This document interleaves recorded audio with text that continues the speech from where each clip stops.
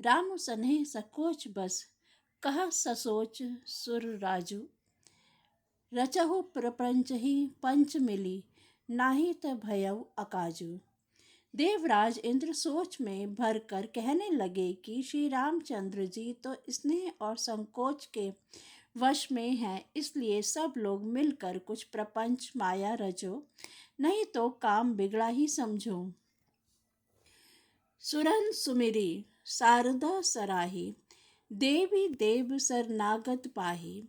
फेरी भरत मति करी निज माया, पालु विबुध कुल करी छल छाया। देवताओं ने सरस्वती का स्मरण कर उनकी सराहना की और कहा, हे देवी देवता आपके शरणागत हैं, उनकी रक्षा कीजिए। अपनी माया रच कर भरत जी की बुद्धि को फेर दीजिए और छल की छाया कर देवताओं के कुल का पालन कीजिए। विबुध विनय सुनि देवी सयानी, बोली सुर स्वारथ जड़ जानी। मोसन कहु भरत मति फेरु, लोचन सहस न सूझ सुमेरु।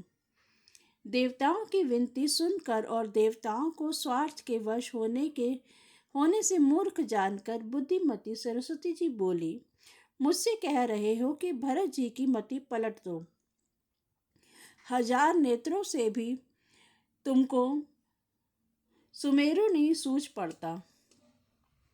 विधि हर माया बड़ी भारी, सो न भरत मति सकई निहारी।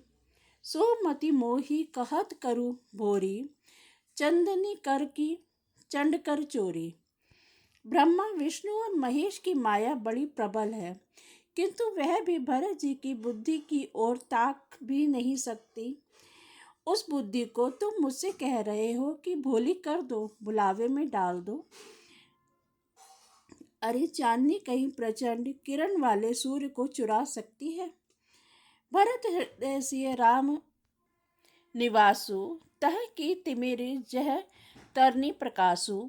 अस कही सारद गई विधि लोका, विबुध विकल निसी मानहुल कोका।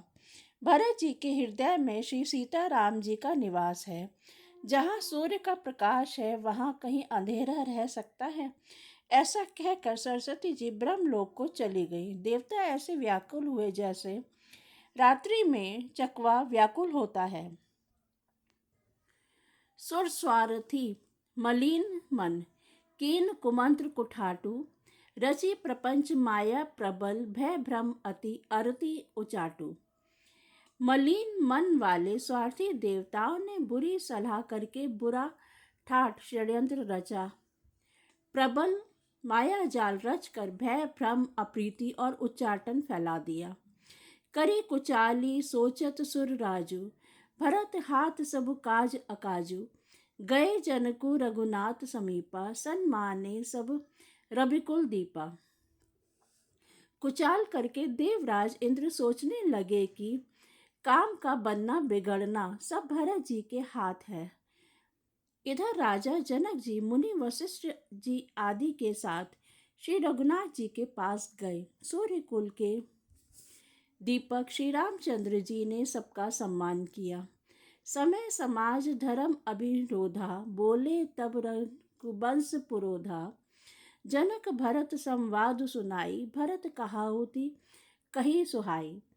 तब रघुकुल के पुरोहित वशिष्ठ जी समय समाज और भक्ति के अवरोधी अर्थात अनुकूल वचन बोले। उन्होंने पहले जनक जी और भरत जी का संवाद सुनाया, फिर भरत जी की कही हुई सुंदर बातें कहकर सुनाई। तात राम जस आयसु देहु, सो सबु करे मोर मत एहु।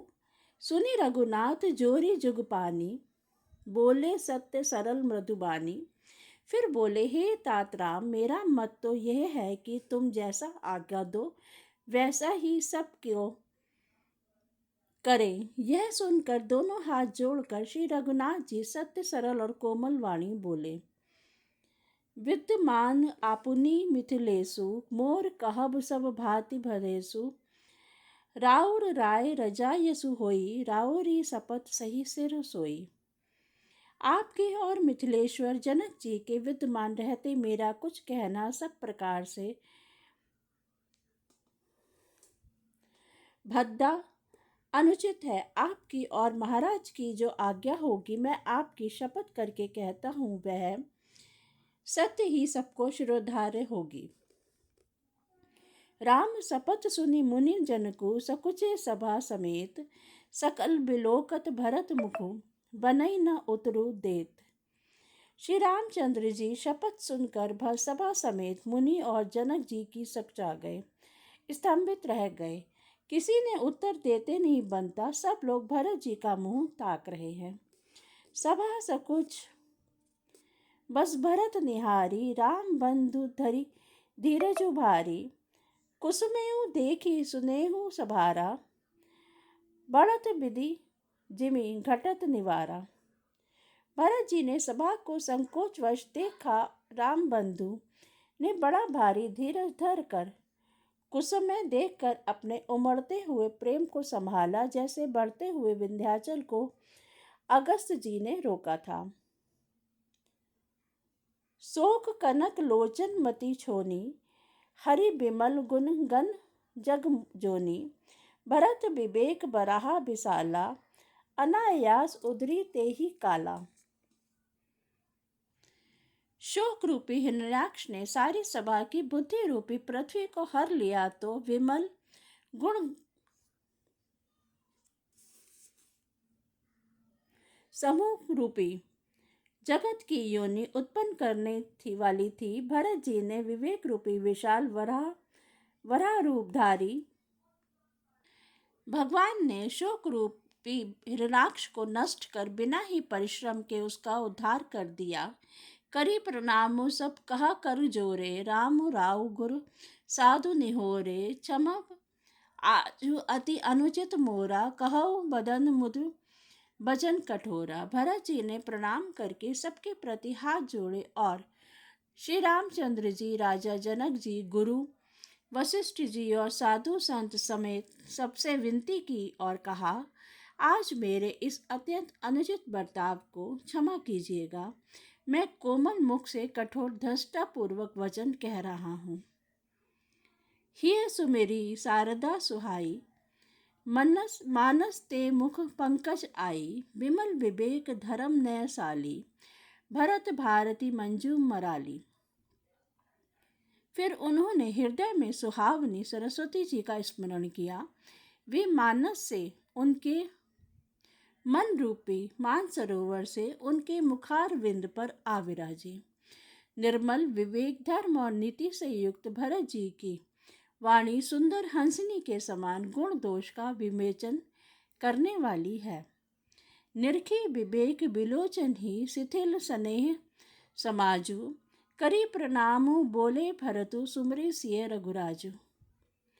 विवेक के नेत्रों से सारे समाज को प्रेम से शिथिल देख सबको प्रणाम कर श्री सीता जी और श्री रघुनाथ जी का स्मरण करके भरत जी बोले, प्रभु पितु मातु सुहृदय गुरु स्वामी, पूज्य परम हित अंतर्जामी, सरल सुसाहिबु शील निधानु, प्रण पाल सर्वज्ञ सुजानु।